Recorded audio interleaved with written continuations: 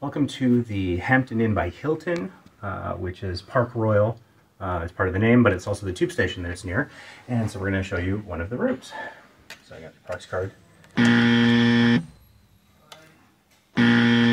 Okay. Not off to a great start. There we go. I think one of the cards might be not great.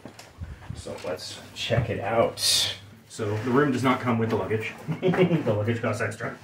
We are in London. I believe we're technically in Ealing. London space is at a premium, so you're going to notice that this is not going to be nearly as spacious as what you're used to seeing in our other Hampton Inn reviews. So start off with the door. Got the peephole here. Exit plan, a lock, do not disturb sign, which is great.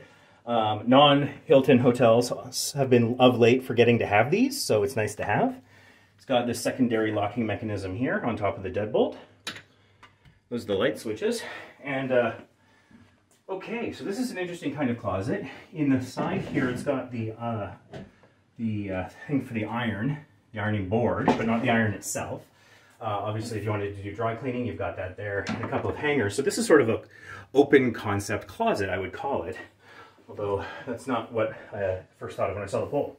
Got a garbage there. It's got a pocket door, which I'm not fond of pocket doors, but they are a good use of space. Okay, so the light switch here, putting that in the down position, turns the light on in here. So you've got some art, you've got some Kleenex, you've got the 2-button flush. So obviously the bigger button is for solid waste and the smaller button is for liquid waste. And sort of the UK style toilet, a little different from what you see in America, but not drastically different like you might encounter, say, in Italy. And you got some toilet paper there. And nice sink, some good counter space. Unlike a lot of the DoubleTrees, Hiltons, Hampton Inns, I'm not seeing the individual toiletries, what have you, the soap and conditioner, but they do have this here, hand soap and body lotion. And then a couple plugs. When you look inside the shower stall, you'll see here we've got shampoo, conditioner, and body wash. And so it's spa therapy. So it's a little different again from what you would encounter in North America, but I think that's to be expected when you're in the UK. So it's not the Neutrogena stuff that we're used to having. And so it's got a big sort of rain shower here, and then it's got the handheld unit, which is kind of nice. And you've got the controls here. So this would seem to be turn it this way to activate the rain unit, turn it this way to activate the handheld. So I don't think you can have both going at the same time. And then this is a temperature gauge.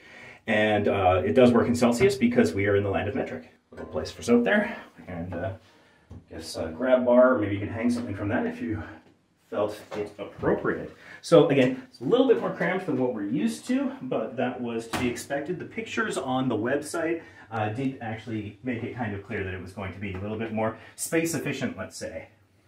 This is interesting. So this unit here, they've got these, I think it's leather, it might be faux leather, I don't know. Your stuff. There's the hairdryer. That looks like a picture of a microwave. Is it the safe maybe? Yes, it's the safe. Okay. So you got a safe there. This is, oh, there's the iron. Okay, yeah, because it's the picture of the iron. And a couple of shelves. Don't want that plug getting caught there, so let's just put that up there. And this, I think, is a fridge. Smeg. Oh, look at that. So it's a little smaller, again, than what you're used to probably in North America, but it is pretty stylish. I kind of like the look of it. And, I mean, do you really need a large fridge when you travel? I don't know what that is. Oh, so there's your thermostat. It's a touch screen. That's a little bit of fancy. And there's a couple plugs down here. One's for the kettle. Again, we are in England, so that makes sense. And then I don't know what those are doing. They might be for the switches. They might be actually turning the power on and off for those plugs. I'm not certain. Really decent sized TV. It's a Samsung. If you just want to swing around here to get a look at that. So you got a Samsung, you got the remote. That's a pretty good size. Mike, what size do you figure that would be? It's got to be 48? Yeah, something like that. It's got to be 50 inch? Is it as big as my one at home? Not quite, but it's definitely bigger than 42, I'd say.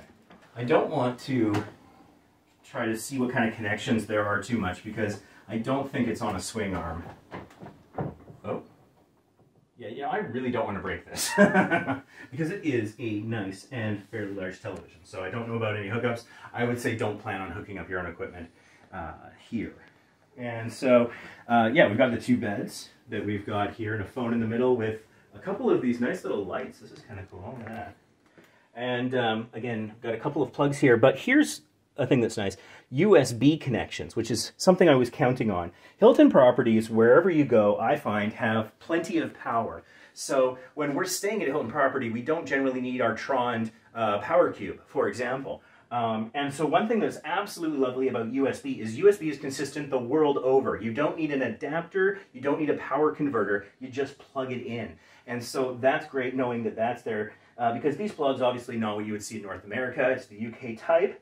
And so we're going to have a separate video coming out soon that's going to explain when you need a adapter and when you need a converter. So look forward to that. Subscribe to the channel so you can catch that video when it comes out. If it's already out, I'll link it in the info card, maybe the description.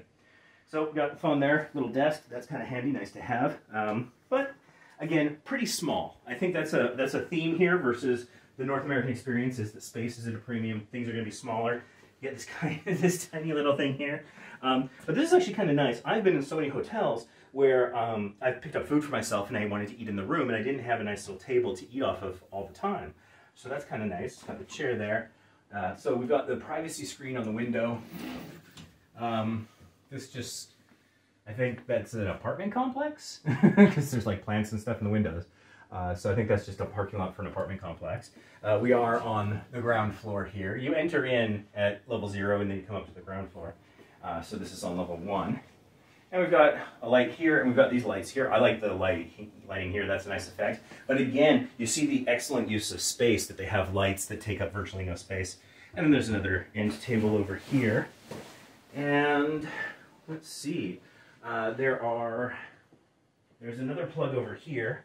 And so I'm noticing that, yeah, there is a switch here next to every one of these plugs. So I think you can actually turn the socket off. And so you can see it says on there at the top. So that is probably a really power efficient thing. It's good for the environment because it is preventing what's known as phantom or vampire power. So when you have something plugged in and you're not using it, just the simple fact that it's plugged into an active socket draws this tiny little bit of power, and that can add up over time and over many units.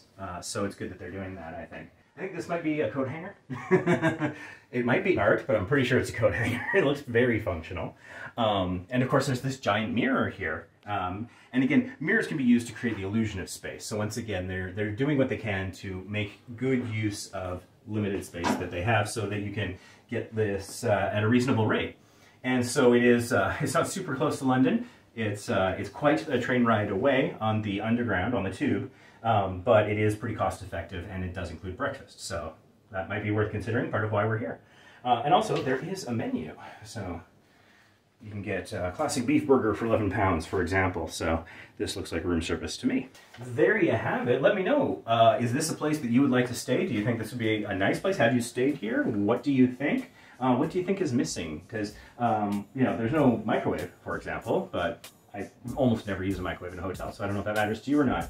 But thanks so much for watching. If you found this useful at all, give it a like. And yeah, let us know what you thought in the comments and subscribe for more videos, and we'll see you in the next one. Thanks for watching.